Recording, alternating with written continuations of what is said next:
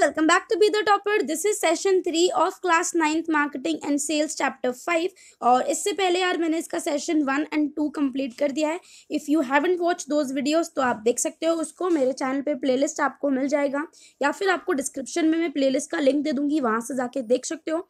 आज हम स्टार्ट करने वाले हैं अपना session 3, role of marketing professional. जो मार्केटिंग प्रोफेशनल्स होते हैं उनका क्या रोल होता है मार्केटिंग करने में एंड कस्टमर से मीट करने में एंड किसी भी बिजनेस को प्रॉफिटेबल बिजनेस बनाने में. तो देखो यार, अब शुरू करते हैं अपनी वीडियो को. जो मार्केटिंग होती है वो एक ऐसा प्रोसेस होता है जहाँ पे हम लोग क्या कर रहे होते हैं, कस्टमर के लिए वैल्यू क्रिएट करते हैं. किसी भी कस्टमर को वैल्यू क्रिएट करने का किसी भी कस्टमर के लिए क्या मतलब है कि आप उसको अच्छी गुड्स और अच्छी सर्विसेज प्रोवाइड करो जिसकी भी उसको ज़रूरत है. और आप ऐसा क्यों करोगे? आप ऐसा प्रॉफिट अर्न करने के लिए करते हो. It is an action which attracts a customer to give up his money willingly to a business.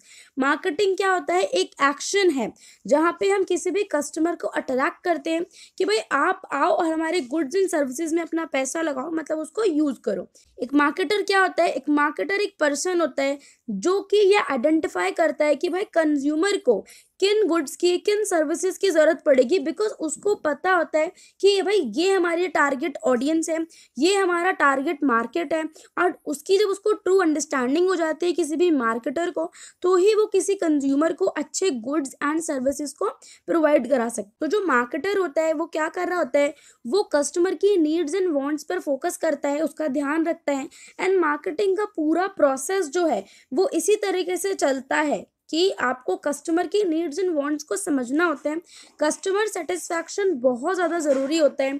अगर कोई कस्टमर आपका प्रोडक्ट यूज़ करके, आपकी सर्विसेज को यूज़ करके खुश नहीं है, उसको अच्छा नहीं लग रहा, तो वो आपके पास दोबारा बिल्कुल भी नहीं आएगा. तो आपको जो अपने प्रोडक्ट हैं वो कस्टमर की एक्सपेक्टेशन पर खरे उतारने होते हैं. ऐसा प्रोडक्ट बनाना है, ऐसी सर्विस बनानी है जो कस्टमर को बहुत ज़्यादा पसंद आए. इनफैक्ट अगर हम मार्केटिंग की बात करें तो मार्केटिंग में एक लॉन्ग चेन ऑफ एक्टिविटी होती है, काफ़ी सारी एक्टिविटीज़ होती है. लाइक हमें प्रोडक्शन करना होता है, पैकिंग करनी होती है, प्रमोशन करना होता है, प्राइसिंग करनी होती है, डिस्ट्रीब्यूशन करना होता है. उसके बाद हम उस चीज़ को सेल कर पाते हैं. प्रॉफिट्स को हम इग्नोर नहीं कर सकते, बट ये जो प्रॉफिट होता है, ये कमाने का जो प्रोसेस है ये बहुत ही लंबा होता है.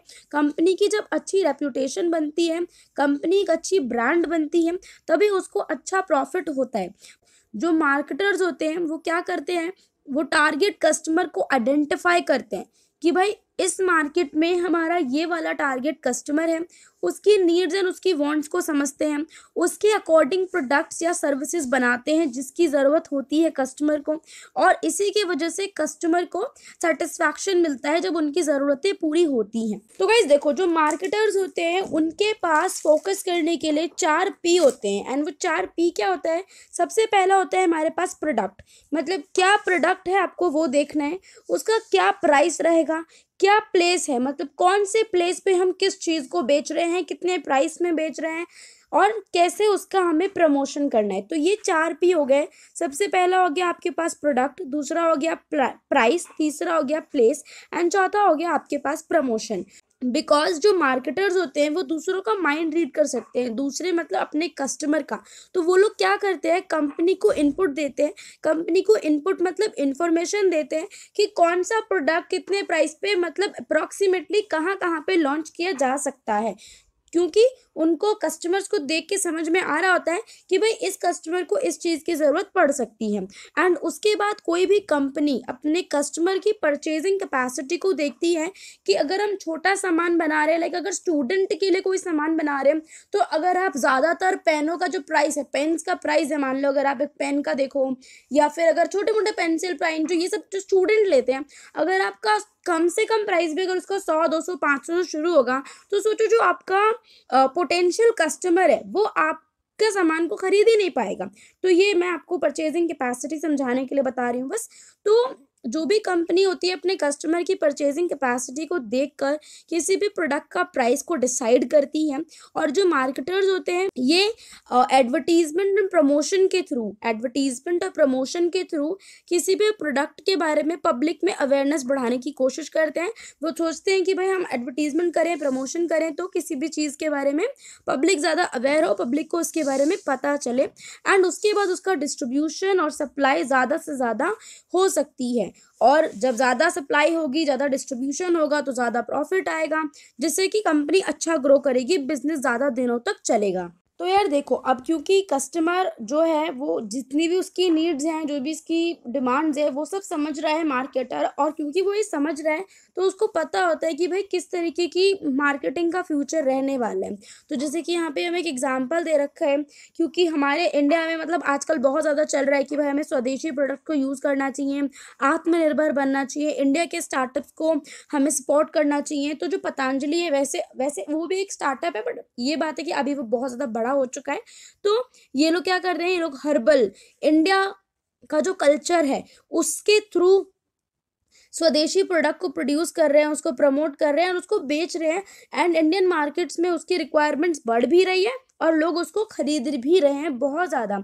आप में से भी कितने सारे लोग ऐसे होंगे जो कि पतंजलि का टूथपेस्ट तो इस्तेमाल करते ही होंगे, बाकी अगर कुछ ना करें तो उसमें ज़्यादा बड़ी बात नहीं है, पर पतंजलि का जो टूथपेस्ट है वो ज़्यादातर लोगों ने इस्तेमाल किया ही होगा। तो यार अब आ जाते हैं रोल ऑफ द मार्केटर्स पे। तो जो मार्केटर्स होते हैं वो एक बहुत ही क्रूशियल रोल प्ले करते हैं कस्टमर के लिए, कंपनी के लिए, सोसाइटी के लिए।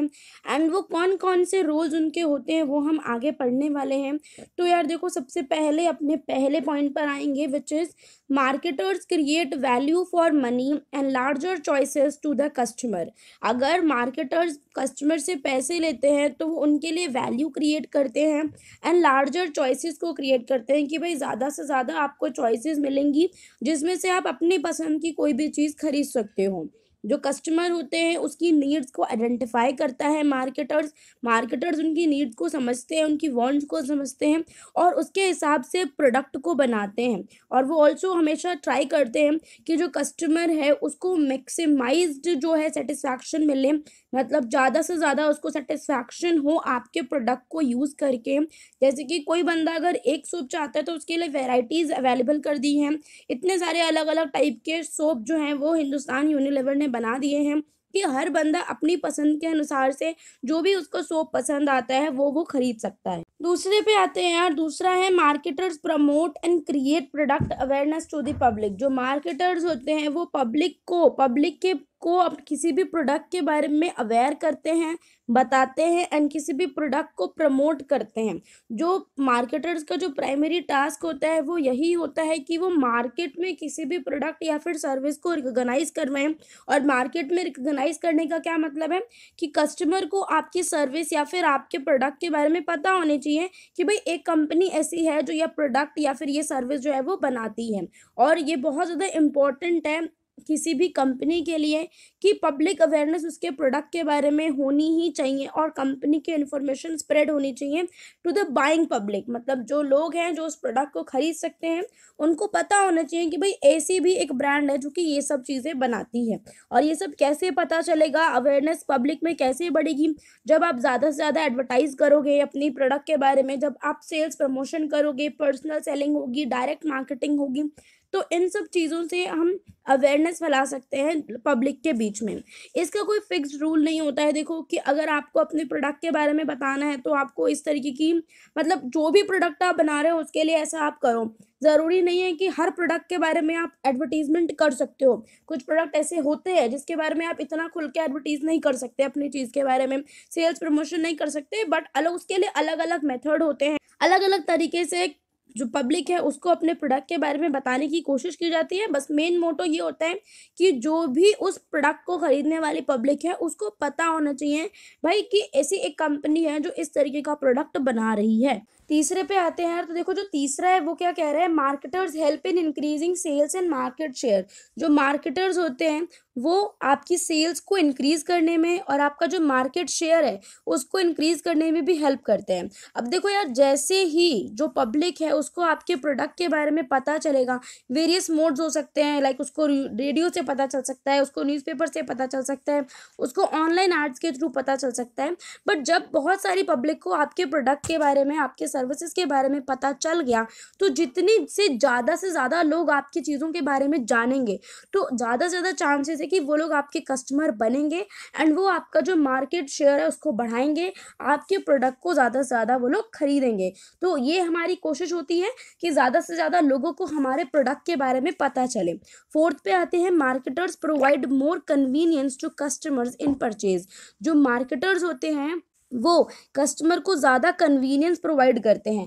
अब देखो यार, जो कस्टमर होता है वो, क्योंकि टेक्नोलॉजी इतनी ज़्यादा बढ़ चुकी है तो उसको पता चल जाता है किसी ना किसी प्रोडक्ट के बारे में। बट अगर कोई जो प्रोडक्ट है वो ऑनलाइन ही मिल रहा है या फिर कोई प्रोडक्ट ऑफलाइन ही मिल रहा है, तो इसको ध्यान में रखते हुए जो मार्केटर्स हैं वो आजकल दोनों ही मीडियम में आपको चीज़ें अवेलेबल करवा रहे हैं। आपको ऑफलाइन भी दे रहे हैं और आपको ऑनलाइन भी दे रहे हैं। जो मार्केटर्स हैं वो डिफरेंट तरीक़ों से कस्टमर्स को बताते भी रहते हैं, रिमाइंडर देते रहते हैं सेल्स का। जैसे कि अगर अमेज़ॉन पे कोई सेल आती है, फ्लिपकार्ट पे आती है, तो आपको मेल आ जाता है, आपको कई बार व्हाट्सएप पर स्नैपडील जो है वो व्हाट्सएप पर भी बता देता है, तो फेसबुक पे आपको मैसेजेस जो एड्स हैं वो दिखने लग जाती हैं।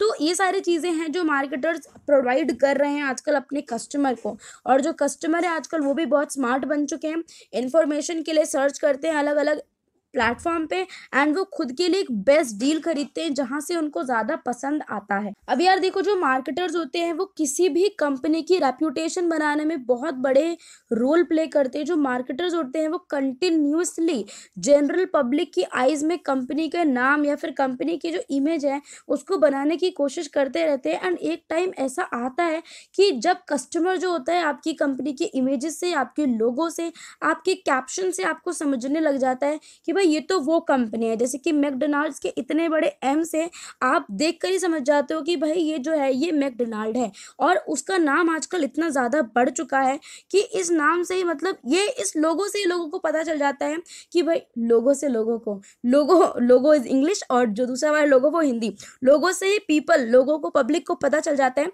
कि भाई ये कंपनी है। एंड उसके बाद क्या होता है, जो बिजनेस है वो ग्रो करता रहता है, एक्सपैंड करता रहता है, ज़्यादा से ज़्यादा कस्टमर आते रहते हैं, क्योंकि अब ये जो प्रोडक्ट है धीरे धीरे ट्रस्टवर्दी बनता जा रहा है और जो कंपनी है वो रेप्यूटेड बन रही है। अब देखो यार, जैसे अभी तक हमने पढ़ा तो हम लोग यही देख रहे हैं कि जो मार्केटर्स होते हैं वो किसी भी कंपनी के प्रॉफिट मैक्सिमाइजेशन पर फोकस करते हैं।